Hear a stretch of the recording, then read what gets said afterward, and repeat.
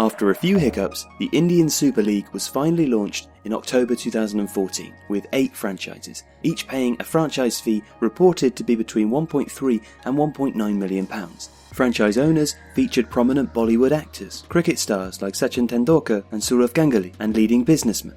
The league initially attracted top global stars looking to wind down their careers, with the inaugural tournament in 2014 showcasing players such as Robert Pires, Alessandro del Piero, Materazzi and David Trezeguet. The first 2 seasons of the ISL were declared a success on the back of impressive stadium attendances and strong TV and digital media ratings. The average attendance during the 2014 season was 24,357, placing the ISL at 4th place globally for association football behind England's Premier League, Germany's Bundesliga and Spain's La Liga. In 2015, this number went up to 26,376, overtaking La Liga and taking 3rd place globally. However, the league attendances dipped in 2016 and 17 as crowd interest waned and some franchises like Mumbai City FC and Atletico de Kolkata moved to smaller capacity stadiums for various reasons. Until the 2017-18 season, the ISL and I-League were held at separate times of the year, with the ISL organised between October and December and the I-League being contested from January to May. Indian players were typically loaned from their parent I-League clubs to ISL teams, enabling an uneasy short-term truce in the scramble for players. India hosted the Under-17 FIFA World Cup in October 2017, forcing the ISL and I-League to be held concurrently between November and April. This led to the best Indian players being snapped up on longer permanent contracts from the I-League clubs by ISL teams. The ISL also added Bengaluru FC from the I-League and a new franchise, Jamshedpur FC, to their ranks. The I-League had already been suffering from a lack of visibility with respect to the ISL, and this supposed weakening of their teams gave the financially outmatched I-League clubs additional cause for concern. From 2017, the ISL winner also secured a place in the AFC Cup qualifying rounds, lending further credibility to its claims to be India's future official national league. A recent report titled The Sustainable Development of Top-Level Indian Club Football by AFC's Alex Phillips and Nick Coward from FIFA recommends an expanded football league with 16 teams no later than 22-23, with the bottom 2 teams getting relegated.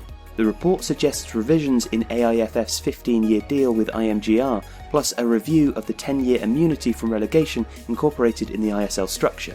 The trade-off is proposed to be a termination of the franchise fee paid to participate in the ISL. The top-tier recommendation is said to include 10 ISL clubs plus 2 new entrants, one being the winner of the 2018-19 I-League. The second team would either be the I-League runner-up or a club chosen through an open tender. The plan also recommends a cancellation of the one city, one team rule, instituted to protect newer franchises. A similar route map was suggested for the second tier, with an aim to have 16 clubs participating in it also. Should the AIFF be unable to implement a unified league structure by 2019-20, the report proposes a ban on Indian clubs to be implemented by the AFC.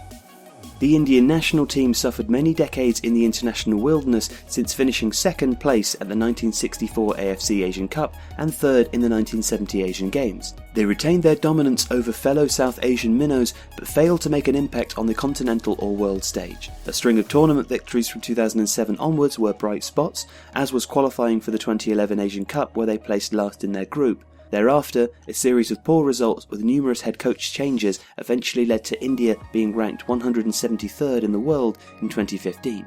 The Under-17 2017 World Cup held in India was the most attended Under-17 World Cup ever, with the total attendance beating the record set by Colombia for the 2011 Under-20 World Cup. It also beat the 2011 ICC Cricket World Cup record for total attendance figures. The Indian Under-17 team, while not at the level of their global counterparts, showed promise and a sign of things to come. In recent years, under coach Stephen Constantine, India's senior team has gone through a mini resurgence, with its ranking going up to 97th in the world as they qualified for the 2019 Asian Cup. The road ahead for Indian football looks promising, with more professional football clubs, better infrastructure and more money being pumped into the sport than ever before. While the sport is yet to capture the mass consciousness that cricket covers, there are encouraging signs as more youngsters have started seeing football as a genuine career option. European clubs' academy setups are present in almost all major metropolitan cities, targeting the affluent. Meanwhile, 206 clubs participated in the Under-13, Under-16 and Under-18 leagues conducted by the AIFF, making it one of the largest youth football efforts in the world. Each ISL and I-League club has a commitment to grassroots football established in their agreements with the league and federation respectively. This might just be the best time in history for Indian football.